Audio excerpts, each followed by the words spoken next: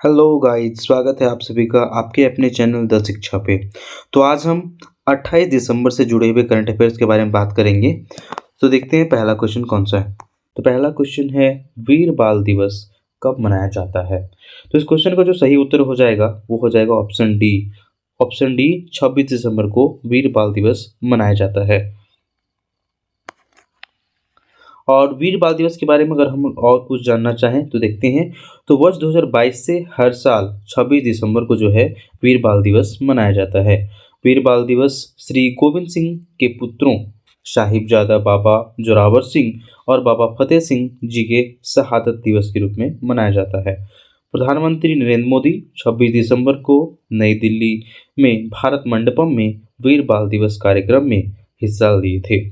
10 सिख गुरुओं में अंतिम गुरु गोविंद सिंह का जन्म कब हुआ था, तो हुआ था 22 दिसंबर 1666 ईस्वी को। अगले क्वेश्चन की ओर देखते हैं। अगला क्वेश्चन है, हाल ही में किस राज्य में इंट्रा डिस्ट्रिक्ट हेलीकॉप्टर सर्विस का उद्घाटन किया गया है। तो इसका जो सही उत्तर हो जाएगा वो हो जाएगा ऑप्शन बी। कहाँ किया गया है, उत्तर प्रदेश में किया गया है। और ये सीएम योगी ने 25 दिसंबर को प्रदेश की पहली इंट्रा डिस्ट्रिक्ट हेलीकॉप्टर सर्विस का उद्घाटन किया। यह सेवा आगरा के बटुकेश्वर से मथुरा के गोवर्धन तक के लिए शुरू की जाएगी। ठीक है। और जो हेलीकॉप्टर सेवा होगा वो 65 किलोमीटर की दूरी तय करेगी। हेलीकॉप्टर सेवा निजी सार्वजनिक भागीदारी पीपीपी, मतलब ये प्राइवेट कंपनी पीपीपी आधारित है, जिसका संचालन कौन करेगा, तो उत्तराखंड की एक निजी कंपनी करेगी। ठीक है। अगले क्वेश्चन की ओर देखते हैं। अगला क्वेश्चन है, हाल ही में इंटरनेशनल ऑर्गेनाइजेशन फॉर माइग्रेशन ने भारतीय श्रमिकों और छात्रों के लिए कौन सा प्रोजेक्ट लॉन्च किया है। तो ये जो प्रोजेक्ट लॉन्च किया है आईओएम ने, वो कौन सा प्रोजेक्ट है, वो है प्रोजेक्ट प्रयास। तो इसका सही आंसर हो जाएगा ऑप्शन बी। और इसके बारे में देखते हैं। तो आईएम की स्थापना कब हुआ था, 1951 ईस्वी में स्थापित किया गया था। और यह एक संयुक्त राष्ट्र एजेंसी है। कैसी एजेंसी है, तो संयुक्त राष्ट्र एजेंसी है। भारत सहित इसमें 175 देश शामिल हैं। ठीक है। प्रोजेक्ट प्रयास आईओएम और इंडिया काउंसिल ऑफ वेलफेयर के बीच का एक संयुक्त सहयोग है। ठीक है। इस प्रोजेक्ट का लक्ष्य क्या है, तो भारतीय श्रमिकों और छात्रों के लिए सुरक्षित, व्यवस्थित और नियमित प्रवासन की सुविधा प्रदान करना इसका जो मुख्य उद्देश्य है। अगला क्वेश्चन है, हाल ही में किस राज्य की पुलिस द्वारा मिशन इन्वेस्टिगेशन एट 75 डेज शुरू किया गया है। तो इसका जो सही उत्तर हो जाएगा वो हो जाएगा ऑप्शन बी। बिहार पुलिस के द्वारा एट 75 डेज शुरू किया गया है। अब इसका उद्देश्य क्या है उसके बारे में जानते हैं।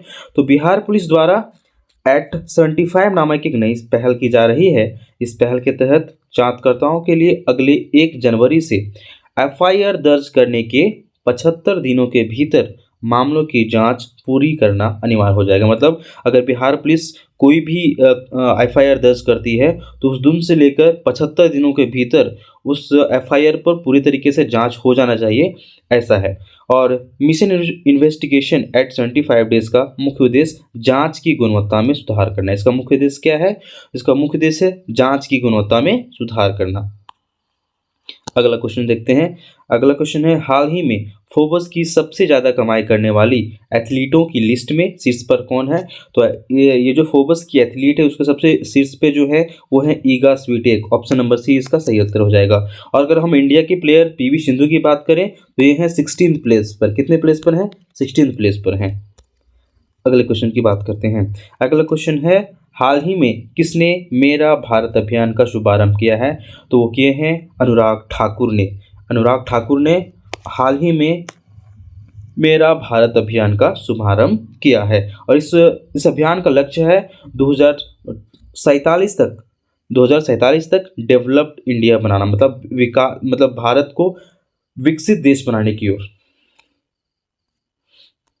अगला क्वेश्चन देखते हैं। हाल ही में 25वीं एशियाई युवा शतरंज चैंपियनशिप का आयोजन कहाँ हुआ है। तो हुआ है यूएई में। कहाँ हुआ था, यूएई में हुआ था।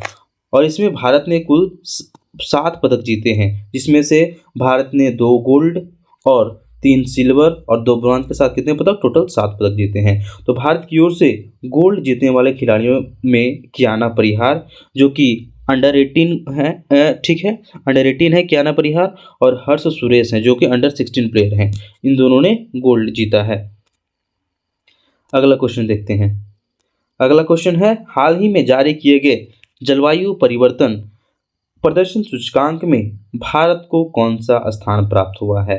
तो जो जलवायु परिवर्तन प्रदर्शन सूचकांक प्राप्त हुआ था उसमें भारत को 7वां स्थान प्राप्त है। तो इसका जो सही उत्तर हो जाएगा ऑप्शन बी।